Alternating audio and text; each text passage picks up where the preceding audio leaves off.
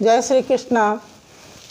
श्रीमद् भागवत गीता में हम लोग 7वां अध्याय सुन रहे हैं, जिसमें 7 श्लोक हो चुका है। भगवान श्री कृष्ण योगी की विशेषता 6 अध्याय तक बता चुके हैं। योगी कैसा होता है, उसकी विशेषता क्या होती है, वह कैसे रहता है, उसके आहार विहार, जितने भी योगी के लक्षण हैं संपूर्ण रूप से बता चुके हैं। अब भगवान 7वें अध्याय में अपने प्रभाव को बतला रहे हैं कि मैं ही वासुदेव हूँ, मैं श्री कृष्ण ही वासुदेव हूँ। इस विषय को आगे बढ़ाते हुए हम लोग 7 श्लोक तक सुन चुके हैं। 7वें श्लोक में भगवान श्री कृष्ण कहते हैं, मतः परतरम न अन्यत् किंचित अस्ति धनंजय मयि सर्वम इदम प्रोत्तम सूत्रे मणिगणाहिव। 7वें श्लोक में कहते हैं कि हे धनंजय, मेरे अलावे किसी वस्तु में किंचित मात्र भी कुछ नहीं है। जिस प्रकार सूत्र में मणि गुथा हुआ होता है, ठीक उसी प्रकार मैं सभी वस्तुओं में गुथा हुआ हूँ। मुझसे अलग किंचित मात्र भी कुछ नहीं है।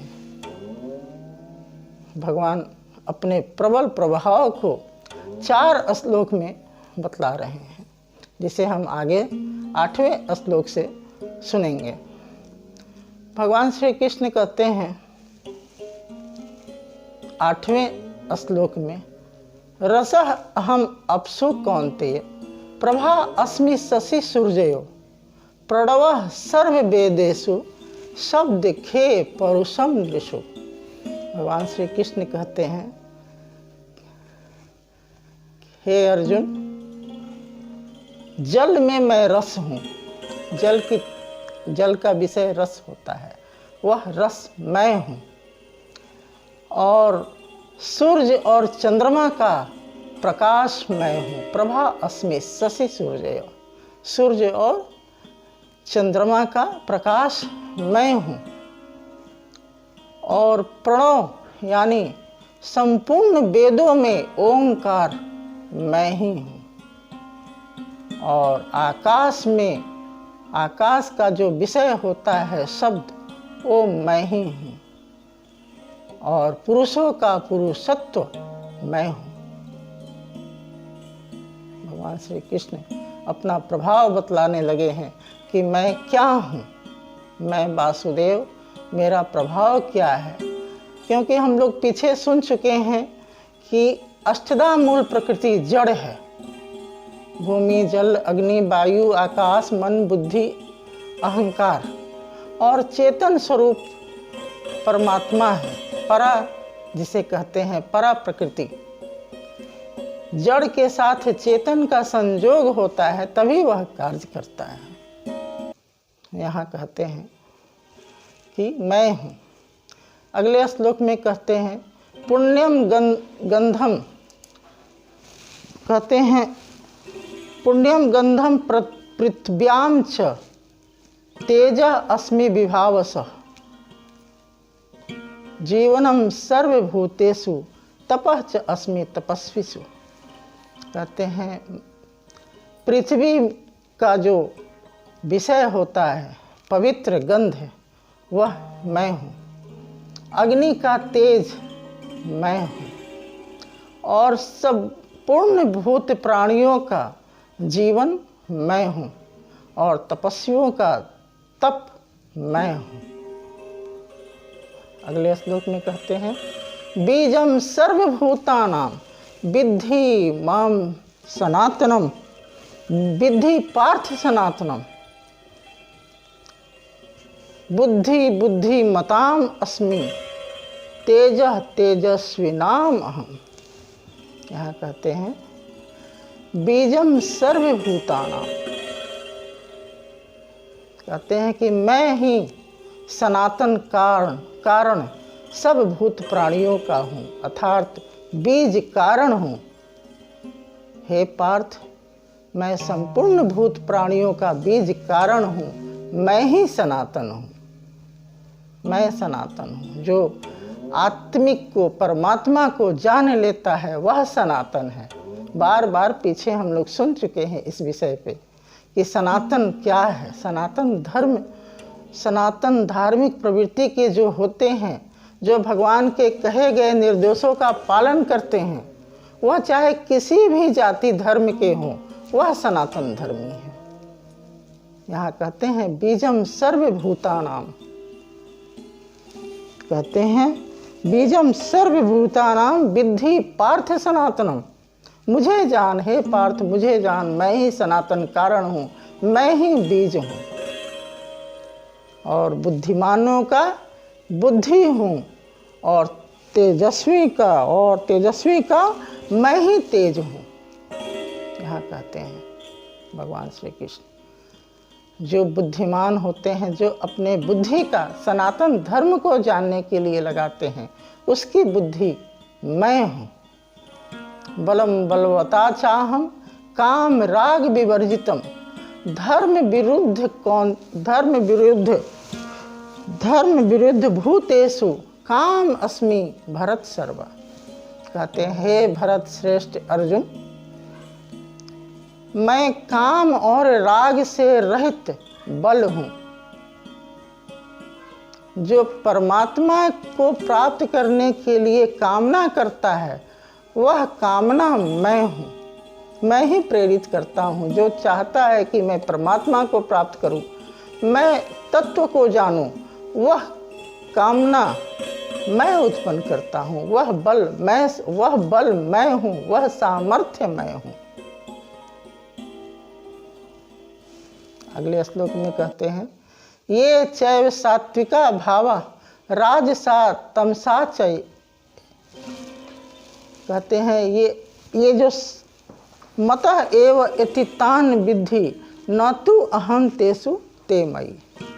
कहते हैं ये जो सात्विक भाव, राजस भाव और तामस भाव होता है, वह सब मुझसे होता है, परंतु न मैं उनमें हूँ और न वह मुझ में है। यह तीनों गुण मुझसे ही होता है, किंतु मैं किसी भूत प्राणी में नहीं हूँ और न ही वे मेरे में हैं। क्यों नहीं है? त्रिभी गुणमयी भावे एभि सर्वम इदम जगत मोहितम न अभिजानाति माम एभ्यम परम अव्ययम। कहते हैं क्यों नहीं है? इसलिए नहीं है, तीनों गुण से सभी लिप्त हैं, सब में तीनों गुण ही कार्य करता है। मोहितम न अभिजानाति माम एभ्यम परम अव्ययम। सभी तीनों गुण से मोहित होते हैं, मैं और मेरा, वे यही समझते हैं और यही वजह है कि तीनों गुण उनमें कार्य करता है, गुण गुण में बरतता है। परंतु जो इसके ऊपर, तीनों गुण से मैं परे हूँ, मैं गुण में लिप्त नहीं होता, मुझे इसके ऊपर जो जानता है वह मुझे जानता है। मैं तीनों गुण से परे हूँ। जो तीनों गुण से जो ऊपर उठ जाता है वह मुझे जानता है। दैवी ही ऐसा गुणमयी मम माया दुरत्यया माम एव प्रपद्यन्ते मायाम एताम तरन्ति ते। भगवान श्री कृष्ण यहाँ कहते हैं ये जो मेरी प्रबल माया है, बड़ा ही दुस्तर है, यह मोहित करते रहती है, किंतु जो मुझे भजता है वह मुझे माया का उल्लंघन कर जाता है और मुझे प्राप्त कर लेता है। वह तीनों गुण से ऊपर उठ जाता है और निरंतर परमात्मा के तत्व को जानने के लिए लगा रहता है, वह मुझे प्राप्त करता है। भगवान श्री कृष्ण यहाँ कहते हैं वह मुझे प्राप्त करता है। माम एव प्रपद्यन्ते मायाम एताम तरन्ति ते। वह तर जाता है इस माया से भगवान अपने से अभिन्न खड़े होकर के अपने ही से खेलते हैं। परमात्मा सबके भीतर भाव रूप में है, वह भाव का साक्षी है, वह सबके कर्मों को देखता है, वह कुछ करता नहीं है। उसकी उपस्थिति में ही सभी खाते पीते जो कुछ भी करते हैं उसके उपस्थिति में करते हैं, परंतु भगवान उससे लिप्त नहीं होता, वह परमात्मा लिप्त नहीं होता है।